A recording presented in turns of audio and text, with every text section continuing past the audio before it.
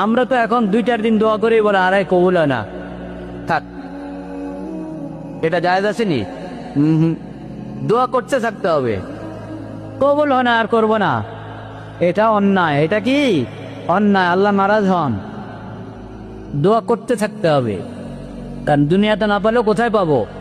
আখিরাতে পাবো। সন্তানদের জন্য আল্লাহর কাছে চাচ্ছি যে ফায়দার জন্য, সেই ফায়দা থেকে যদি আরো 7 গুণ ফায়দা আল্লাহ আমাকে কবরে হাতুড়ি দিয়ে দেন, আমার আপত্তি আছে? নাই। দোয়া করতে থাকবো। সন্তান যার নাই, আল্লাহর কাছে দোয়া করতে থাকবে। মাজারের কাছে চাবে না, পীর ফকিরের কাছে চাবে না, বাবার কাছে চাবে না। পীরদেরকে বাবা বললে কাজ হবে না।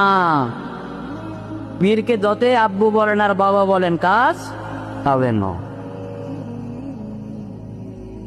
পীর আল্লাহর বান্দা। পীর কার বান্দা? আল্লাহর বান্দা।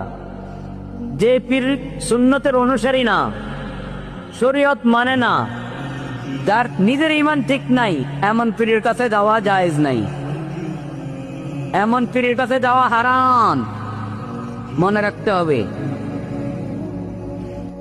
যাইতে হবে তার কাছে যে শরীয়ত মানে, যার ঈমান আকীদা ঠিক আছে, এমন পীরের কাছে যাওয়া যাবে। কিন্তু এমন পীরের কাছে যাবেন দিন ঈমান ঠিক করার জন্য না, দিন ঈমান বিক্রি করার জন্য।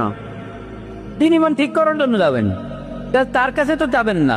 সে নিজে আল্লাহর কাছে যায়, আপনি আল্লাহর কাছে যাবেন। তার কাছে দোয়া চাইতে পারেন যে হুজুর আপনি আল্লাহর কাছে আমার জন্য কি করেন? দোয়া করেন। আপনি আল্লাহর কাছে আমার জন্য কি করেন? দোয়া করেন। ওনার দোয়া আমরা যে কোনো একজন আরেকজনের কাছে যে কোনো দোয়া চাইতে পারি, ভাই আমার জন্য একটু আল্লাহর কাছে বলেন।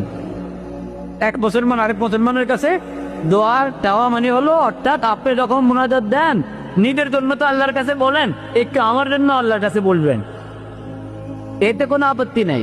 কিন্তু সরাসরি যদি ওই পীর বাবার কাছে আপনি বলেন যে বাবা আমার সন্তান না, আমাকে সন্তান দেন, আমার মেয়ের বিয়ের চিন্তা করছি কিন্তু কোনো পোলা পায় না, আমারে পোলা দেন, বাবা কোত্থেকে দিবে? বাবার দেওয়ার ক্ষমতা আছে?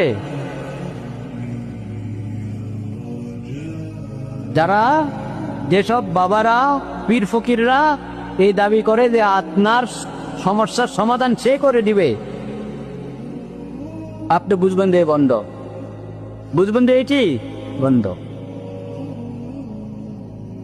যে আপনাকে শরীয়তের অনুসরণের তালিম, সুন্নতের অনুসরণের তালিম না দিয়ে এই কথা বলে যে আমি মাওলার সাথে কথা বলি, মাওলার সাথে কি বলি?